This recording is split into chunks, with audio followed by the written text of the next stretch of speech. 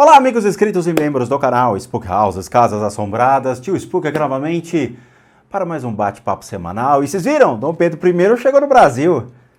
Ou parte dele.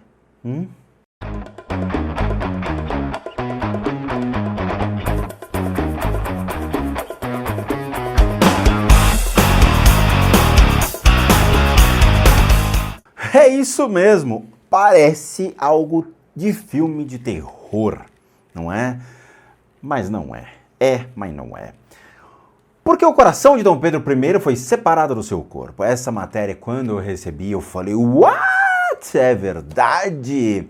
Portugal mantinha uma parte de Dom Pedro I, porque o restante está enterrado aqui. Ou seja, nós separamos Dom Pedro I. Ele fica uma parte no Brasil e uma parte em Portugal. Tá, então o que significa que ele vai o quê? Passar as férias em Portugal e mora no Brasil? Não, a gente slice. Corta, ele fica enterrado aí e o resto a gente leva pra lá. E fizeram. É muito curioso um negócio desse. Eu vi muitos jornalistas falando que isso beira até uma morbidez. Afinal, imagina você ter o coração de um parente no formol guardado por quase 190 anos. 190 anos? Quase? É sério isso? Não rola. Mas é isso que a matéria nos diz. Vamos lá.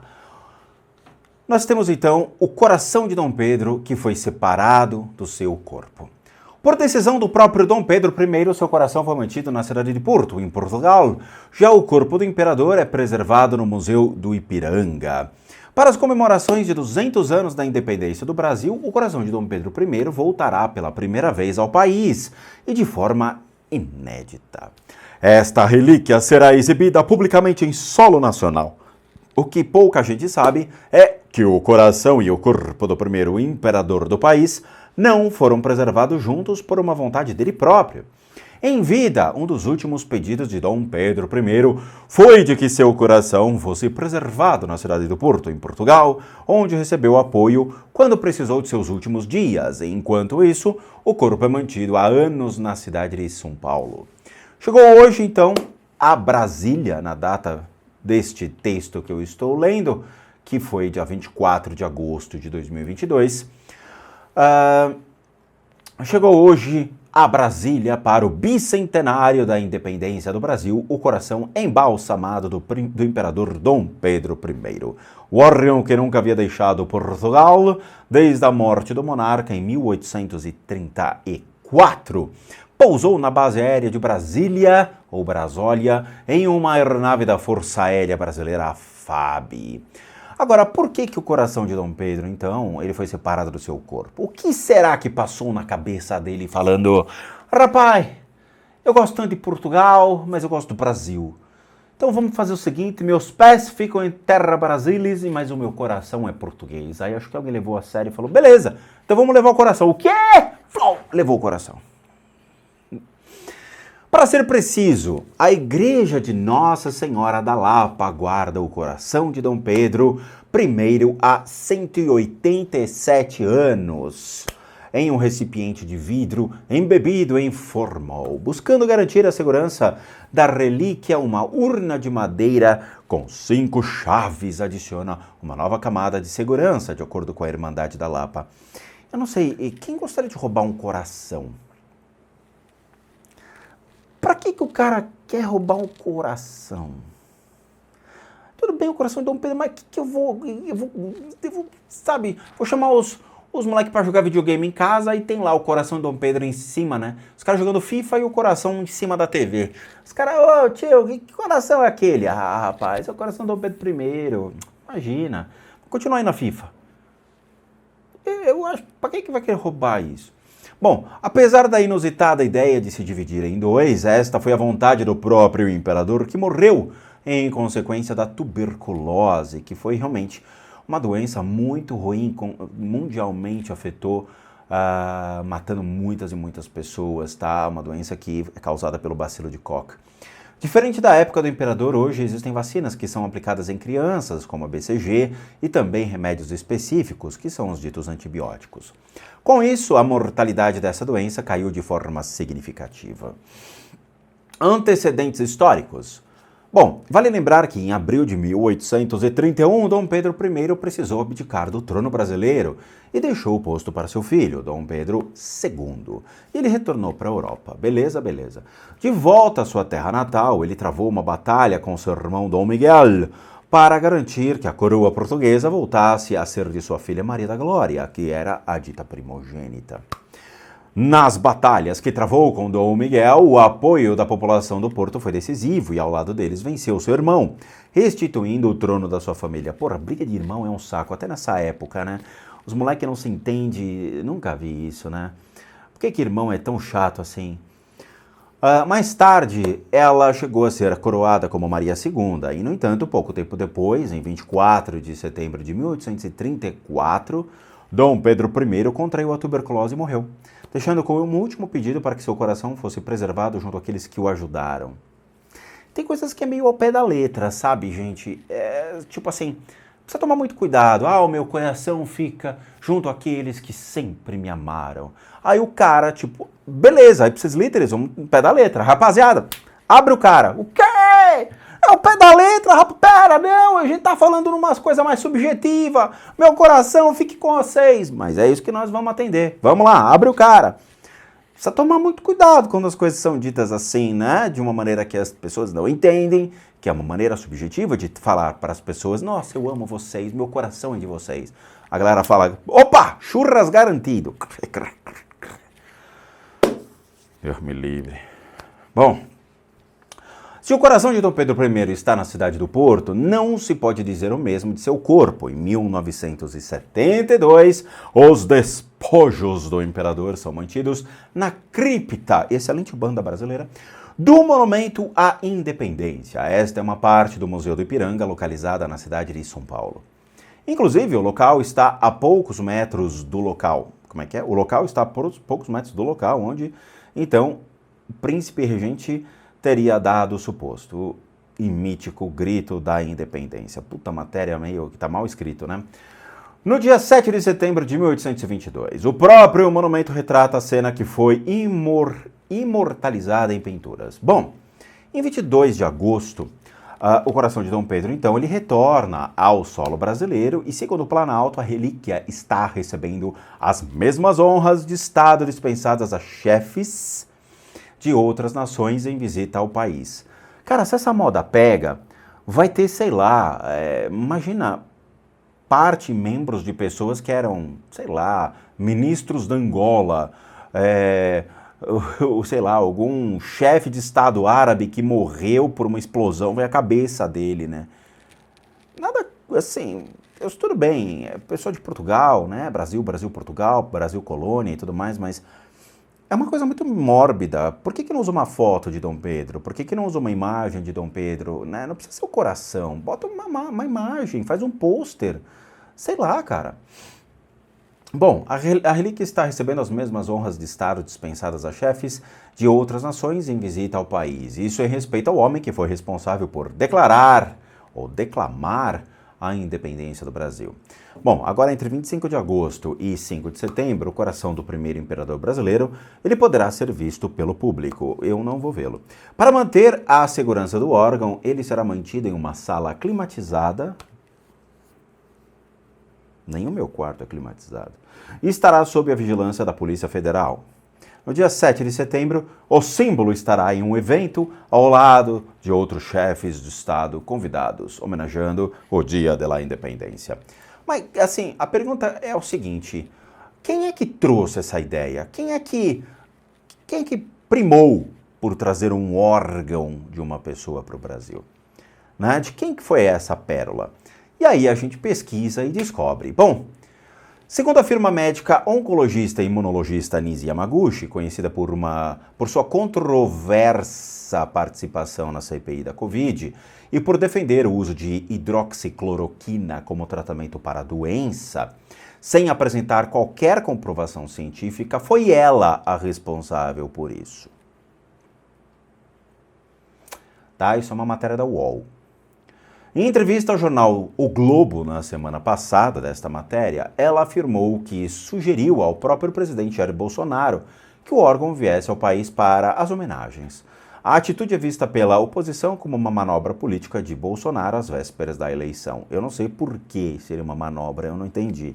Trazer o coração de Dom Pedro, você acha que vai mudar alguma coisa?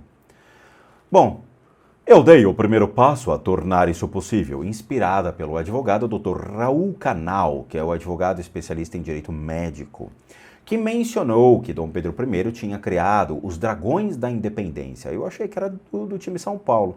E que tinha essa história do coração estar no Porto, em Portugal, e o corpo aqui no Brasil, no Museu do Ipiranga. Diz ela que, a partir disso, Luís Felipe de Orleans e Bragança, que é o neto de Dom Pedro I, teria ido ao Porto começar as negociações. Depois foi a vez do ministro de Relações Exteriores cuidar do assunto. Apontada como conselheira do presidente e participante de um gabinete paralelo do Ministério da Saúde para orientá-lo na condução da pandemia, a médica esteve envolvida em várias polêmicas. Aí eu não vou entrar em critério sobre o que ela se envolveu, porque aqui já é uma matéria mais política e isso não nos interessa, tá? Então aí o problema é dela, não meu. Mas foi ela que trouxe a ideia do órgão para cá. Né? Mas vamos lá. Será que Dom Pedro estaria preso ao seu coração? Será que Dom Pedro estaria ao redor desse coração? Será que Dom Pedro estaria então conectado ao seu órgão? Será que obsessores podem ficar conectados aos seus respectivos órgãos? Eu vou achar uma coisa aqui interessante e vamos ver se a gente consegue verificar se realmente temos esta imagem de Dom Pedro ligado ao seu órgão. Primeira coisa, a gente tem que entender alguns princípios muito interessantes sobre, será que a gente pode ficar conectado a um órgão? Será que a gente pode ficar conectado às nossas partes depois que morremos? Essa é uma pergunta que todo mundo faz. Tio Spook, será que o meu corpo pode ser alvo de mim mesmo? Ou seja, eu posso ficar preso ao meu corpo? Ou os meus obsessores podem ficar conectados ao meu corpo enquanto eu estou passando por um processo de reencarnação? Será que a melhor maneira de morrer seria cremado, pois não teria mais nada ligado à minha existência no planeta? Tomando como base as religiões, e principalmente as religiões que trabalham com esses conceitos, o hinduísmo, né, já que ele tem uma pira enorme na frente do Ganges, onde os corpos são cremados publicamente, o conceito de morte ele é muito curioso.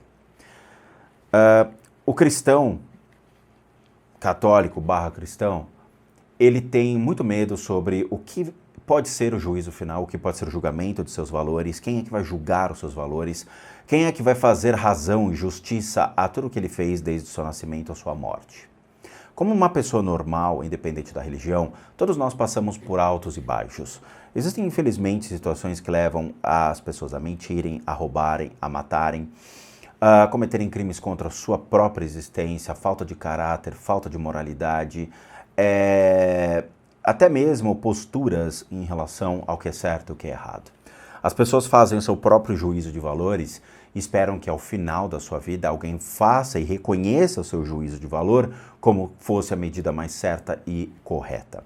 É como se as pessoas fossem julgadas por uma divindade, um Deus, a qual vai lá e vai falar, tá, eu vou deixar passar. Vai, vamos, tudo bem, vou fazer que não vi isso, né? E isso não existe. Até porque os conceitos do hinduísmo e do budismo que tratam sobre esse assunto do que acontece da pós-morte, desconsiderando o espiritismo, pois ele surge somente no século XIX e de uma maneira muito especulativa, o que não me interessa em nada.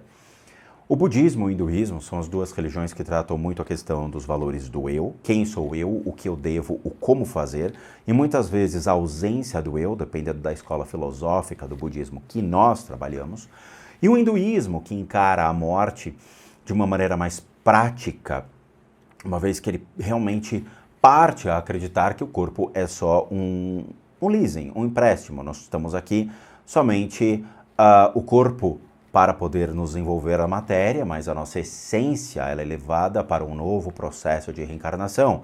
E isso é arbitrado pelo karma, visto durante as castas que o hinduísmo possui.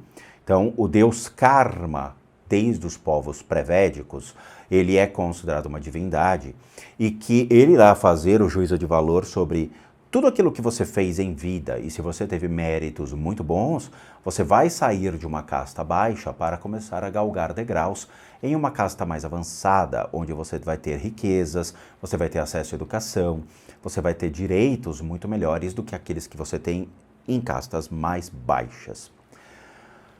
Na Índia, nós temos uma pira gigante, onde os corpos eles são levados e arremessados para que sejam todos cremados.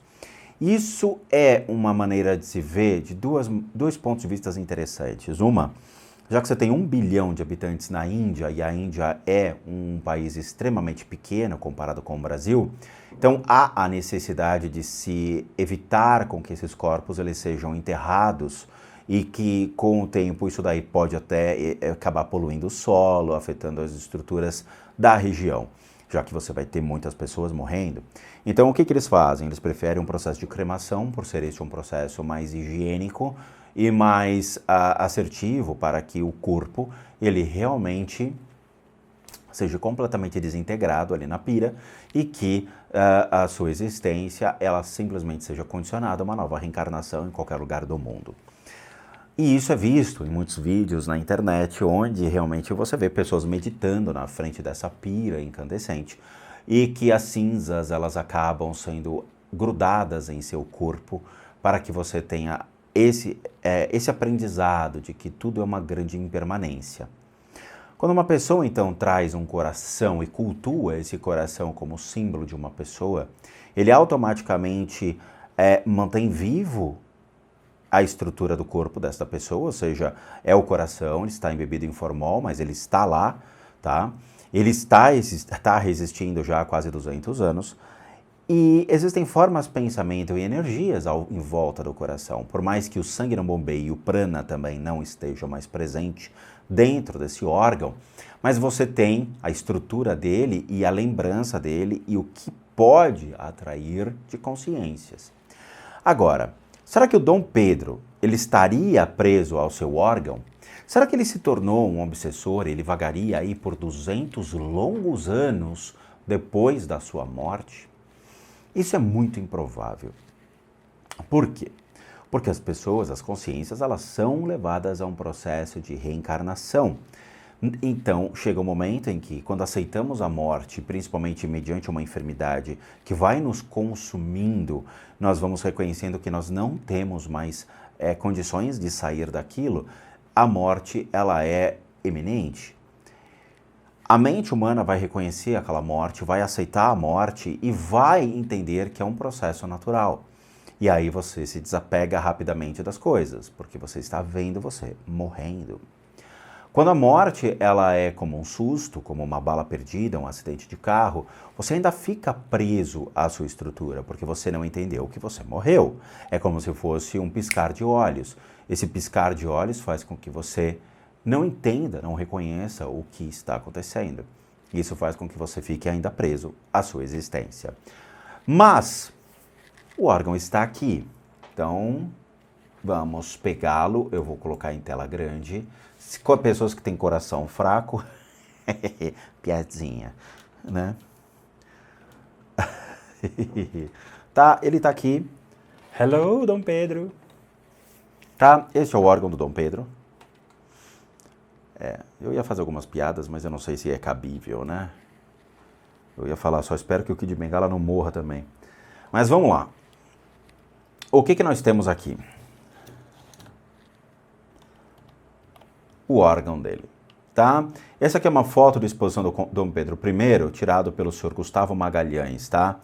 Então nós temos aqui, em torno do coração, está apresentada uma biografia do primeiro imperador do Brasil, mostrando elementos relevantes de contexto histórico. O regresso do órgão do Brasil representa o retorno ao país que ajudou a construir. Então nós temos o coração de melão, como diria o nosso queridíssimo Naim. Vamos lá. O coração ele possui formas pensamento. Este coração possui formas pensamento. Por que formas pensamento? Porque as pessoas projetam a forma de pensamento em cima do coração, levando toda a aquela questão de é o coração do Dom Pedro, é o coração do Dom Pedro, é o coração do Dom Pedro. Você cria esse pensamento e bem como você cria as emoções. Tem pessoas que vão falar, eca, e tem pessoas que vão falar, caracoles, olha que louco, eu quero vê-lo. Quando você joga essas formas de pensamento, e nós jogamos formas de pensamento 24 horas, todos os dias é uma forma de pensamento arremessada, nós atraímos não somente mais formas de pensamento à estrutura do órgão, mas causamos uma vibração nele a qual todo tipo de ser do mundo espiritual passa a ser atraído. Por que isso? É curioso, mas na sua vida, em todas as pessoas desse planeta já passaram por isso. Quando você vê uma pessoa que você fala, nossa, que pessoa zoada, mas o tênis dela é lindo, ou o sapato dessa pessoa é lindo, a pessoa vai, tropeça e cai. Você fala, caracoles, a pessoa caiu. Porque você joga a forma pensamento, você joga a intenção de que aquela pessoa, ela não merece aquele sapato, não merece aquela bolsa, não merece aquela roupa. Você projeta uma intenção maldosa sobre o indivíduo. Essa intenção maldosa vai vibrar sobre o corpo de energia da pessoa e vai fazer com que isso gere uma energia negativa sobre o indivíduo. E faz, infelizmente, com que pessoas mais receptíveis a essa energia venham a ter problemas. A vida é assim, nós fazemos isso 24 horas. Na internet, então, nem se fala, tá? O que nós temos mais são formas de pensamento sendo distribuídas constantemente, tá? É uma tristeza isso, mas é verdade. Agora, Dom Pedro, nesta imagem, em volta do seu coração, existe a imagem de Dom Pedro I sobre ele? Será que realmente Dom Pedro I estaria no coração?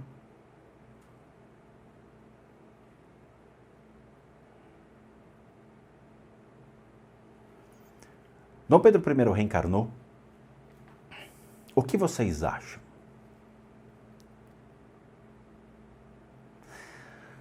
O curioso é o seguinte, existem certos seres do mundo espiritual dentro do hinduísmo e também em textos budistas, no qual demonstram o seu interesse pela própria carne, próprio desejo à carne, que são as pesachas, que são criaturas que eram seres humanos, ok, normais, mas que tinham um enorme desejo pela carne, por comer carne, pelo desejo a cobiça ao órgão, aos órgãos, né, a nossa estrutura. E quando esses indivíduos eles morrem, eles se tornam pessoas que cultuam esses órgãos. Em sua maioria, eles são vistos aqui no Brasil quando as pessoas fazem oferendas a seres do mundo espiritual em cemitérios. Essas pesachas, a qual essas pessoas que fazem oferendas acham que estão fazendo oferendas aos seus orixás, na verdade não. Na verdade eles estão fazendo oferendas a esses seres que vêm se alimentar dessas estruturas de animais que estão em decomposição, da mesma maneira que o órgão. Então o que nós vamos ter ao redor do órgão são várias influências por formas de pensamento e esses seres que estariam ao redor dele. Dom Pedro não está no órgão. Ele não está conectado ao seu órgão.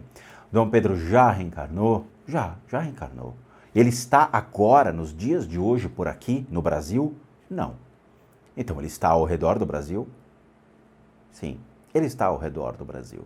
Ele está na América Latina? Na América Central? Não. Na América do Norte? Não. Na América do Sul? Sim, ele está na América do Sul. Mas ele não está no Brasil. Ok? Ele reencarnou, sim, e ele está fortemente ao redor. Ele se lembra que é o Dom Pedro I, tio Spook? Não, não se lembra. Ele sabe quem ele era? Não, não sabe. Ele simplesmente está existindo como uma pessoa normal, próxima ao Brasil, tá? Esse coração, então, eles têm energias que estão sendo atraídas por esses seres do mundo espiritual. Ao redor do coração, nós vamos ter 1, 2, 3, 4, 5 pesachas, que são 5 seres do mundo espiritual que têm interesse em consumir e absorver a energia desse órgão que está preso ao formol ali no vidro, ok? Esse órgão, então, torna-se alvo dessas criaturas, mais nada. Dom Pedro, como eu falei, as pessoas não precisam de um órgão para representá-lo. Basta uma mera lembrança de quem ele foi.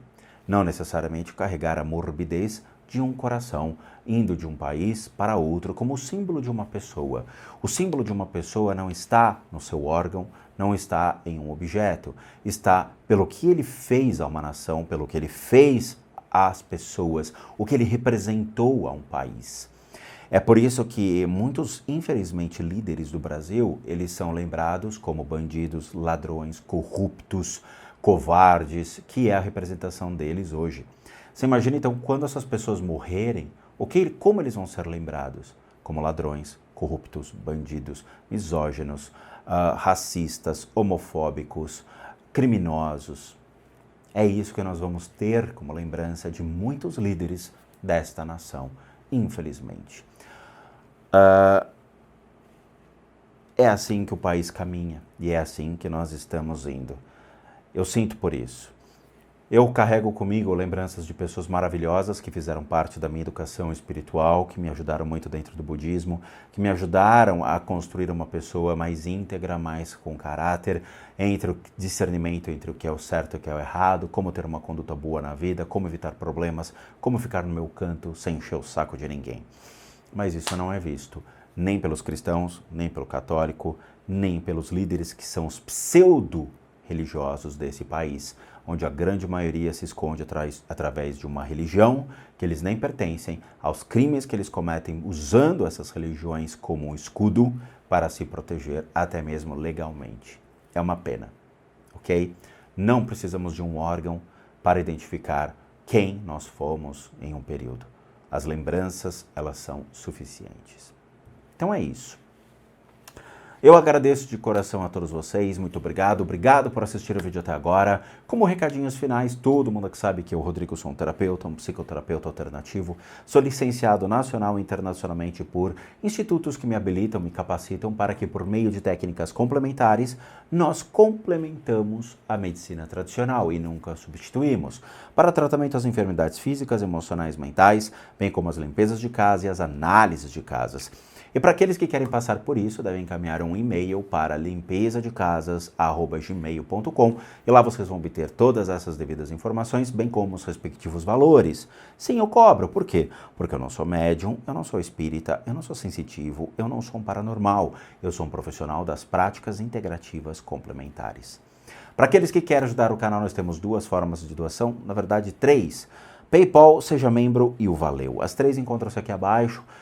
Por favor, se puder fazer essa gentileza, nos doe qualquer valor, que isso nos ajude muito para continuarmos firmes e fortes na plataforma, ou mesmo o nosso site, onde temos muitas coisas legais para vocês, o casasassombradas.com.br.